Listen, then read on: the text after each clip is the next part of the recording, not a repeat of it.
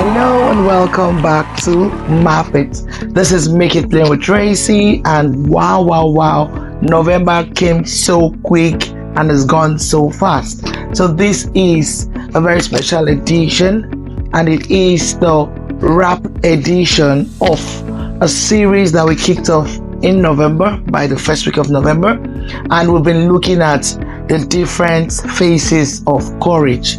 Thank you for all of you who have stayed with me this far, especially in November. This topic seemed to have been very apt, quite timely, and I really appreciate the feedback that we all shared as well. So just a quick recap before we delve into the wrap for today. So a quick recap. I feel like doing a quiz right now, but hey, yeah, so you talk back to me and type right there in the chat space what you remember about the phases of courage. I would like to read from you. I would like to talk back to you. If you have your number, drop your number, fastest fingers. Let's see who speaks and who gets what right. And I promise you, I'll reach out to you. Drop your number, drop your comments. I'll reach out to you with an interesting gift for the month of November. So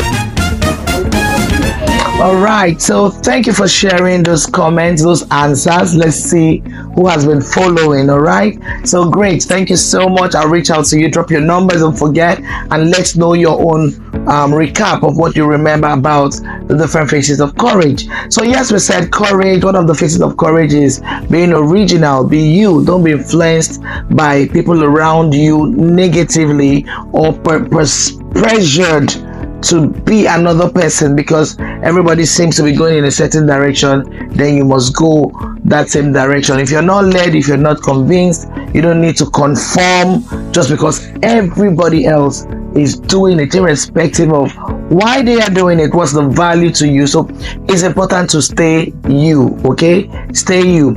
We said another phase of courage is risk taking.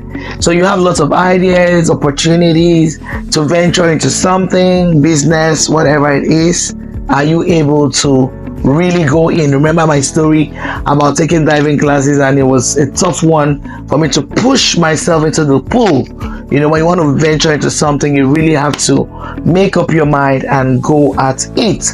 Another phase of courage we talked about was, likened to the story of David and Goliath in the Bible, where we said Goliath had his own skills, his armory, his experience. David on the other side was also skillful, okay, and they both trusted their skills, their experience over time, trusted themselves, and their gods, and they stepped out and they came all out with what they had. So learn to look inward, learn to believe in yourself, learn to trust all the skills you've gathered and garnered over the years. Begin to use them. So today I'd like to share what I consider most important. So we should have started talking about courage as being bold and fearless, but for once we kind of digressed a bit to other factors or characteristics that speak about courage.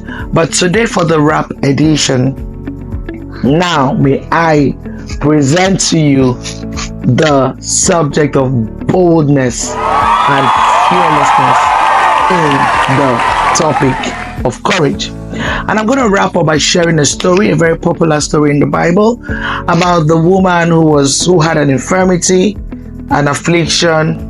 She had the issue of blood for so many years. We all know the story. Most of us know the story. How she said to herself, when Jesus was passing with his disciples, and she said to herself, only if I may but just touch the hem of his garment. She said to herself from within, if I can just touch, not to grab his clothing, no. She said, touch the hem of his garment. So she stretched her inner faith, and beyond the faith, she took an action. She made the first move, the second move, found a strategic way to get to where Jesus was, even if he was surrounded by lots of people, the crowd. But she had a will, then she had a plan, and then she took action. A will, a plan, an action, and she went ahead to touch the hem of the garment. And Jesus said, who touched me? And his disciples said, hey, there are lots of people all around you, Master. What do you mean, who touched you? So I'll stop there. But so the point now is boldness, fearlessness. So having mapped out such a beautiful plan and all of it, are you finally bold enough to step out? So think about it and talk back to me. Share your comments, your stories, your testimonies. Reach me on Tracy Gyami Dapa on Facebook, Instagram Tracy Dapa, and of course on YouTube on my channel. You find me at Tracy Gyami Dapa. I hope it was useful. November really was exciting, really exciting. The different phases of courage. So see you in December, and let's warm up as we wind down the year. Okay, stay blessed. I love you. I remain your host, Tracy Dapa.